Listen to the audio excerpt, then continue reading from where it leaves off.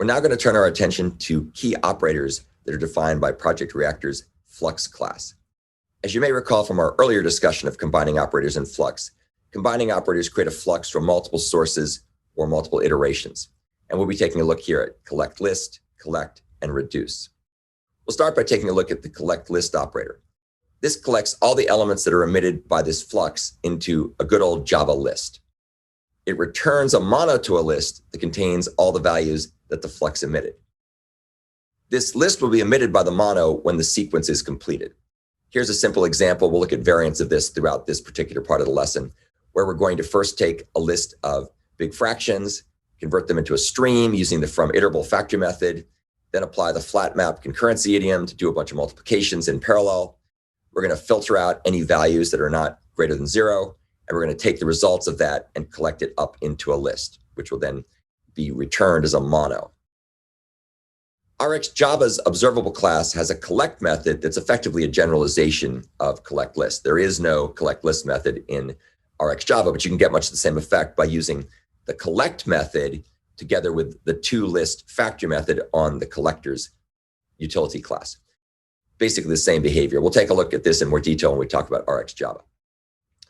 Likewise, collectList is a bit like the collect terminal operation that's defined in Java streams. As you can see here, we're going to take a list of integers, which contains some duplicates. We're going to turn it into a stream. We're going to filter out values that are odd, so we only have even values. And then we go ahead and collect the results, duplicates included, into a list. Let's now turn our attention to the collect operator. This operator, which I mentioned before, is effectively a generalization of collectList, collects all elements emitted by this particular flux into what's called a mutable result container. And the parameter that's passed to collect is also the same parameter that's passed to collect in Java streams. It's basically an instance of the collector interface. And this interface defines a bunch of factor methods like supplier, accumulator, combiner, and finisher, and so on. And it's used to create an object that can convert the values in the stream into some type of collection. The collected result is emitted via a mono when this sequence completes. So after all the collection is done, then the mono will emit the final result. One of the cool things about the collect operator is you can use it to seamlessly integrate Project Reactor with Java streams. Here's a snippet of an example we'll take a look at when we get to the case study here at the end of this lesson. But basically what this is doing is it's returning a mono to a list of results or result objects that have been computed asynchronously. And we'll take a closer look at this. It's a very cool way of combining Java streams with Project Reactor features. RxJava, as I mentioned earlier, has an observable collect method that works basically the same as the Project Reactor collect method. This one is what we used before in order to be able to take the results of doing those big fraction multiplications in parallel and then go ahead and collect them into a list. Likewise, this is also similar to the Java streams collect method.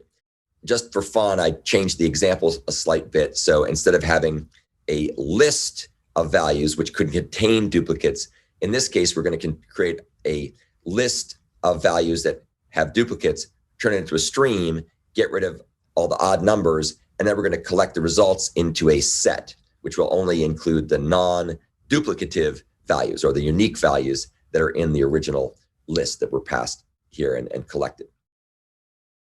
The third and final operator we're going to talk about here is the reduce operator. And this is used to reduce the values from this flux sequence into a single object of the same type as the object that's being emitted by the flux. Now, this takes an interesting parameter called a by function. And a by function is what's used to perform the reduction. And a by function is just another good old Java 8 functional interface.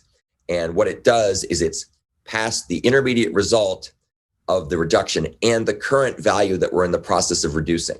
So if you take a look here, let's say we have a flux of integers from 1 to 4, and we want to do a reduction on that.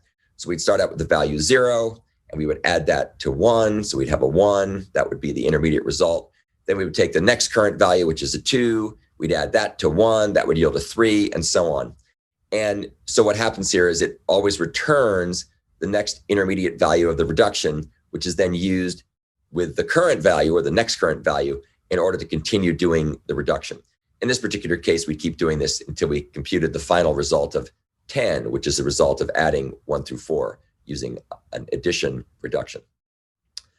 The result of the reduced flux is emitted from the final call of reduce as the sole item of a mono. So that's how we get the final reduced result. Now, if the flux doesn't emit any items at all, of course, the mono will have to be empty because there's nothing there. And if there's a cancellation or an error, then the internally accumulated values are just discarded and nothing useful comes back from reduce. Something else to keep in mind when you use reduce is that the upstream must signal on complete before the accumulator can be emitted. So here's a simple example, which we looked at before, where we go ahead and generate a flux stream from a list of big fractions. We do the flat map concurrency idiom to multiply them in parallel in a thread pool. And then we reduce all the results by adding up the results of the multiplications. And because we actually generated a non-complete when we were done with the final big fraction in the big fraction list, everything is going to work okay.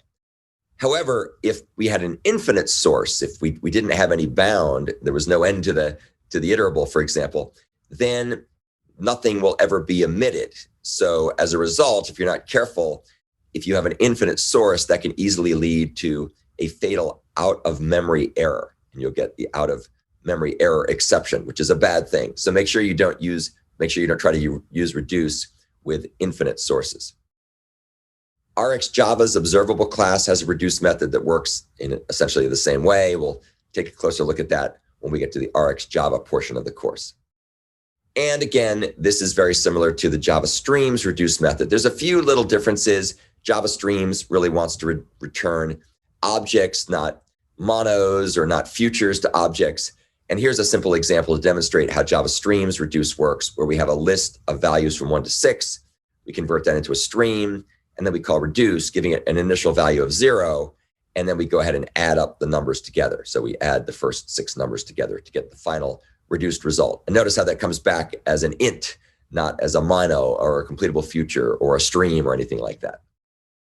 So this is the end of our discussion of the combining operators in the Flux class. Hopefully you learned a lot. These are very useful operators to get applied many different ways in many different contexts. So knowing how they work will make you a much more effective project reactive programmer.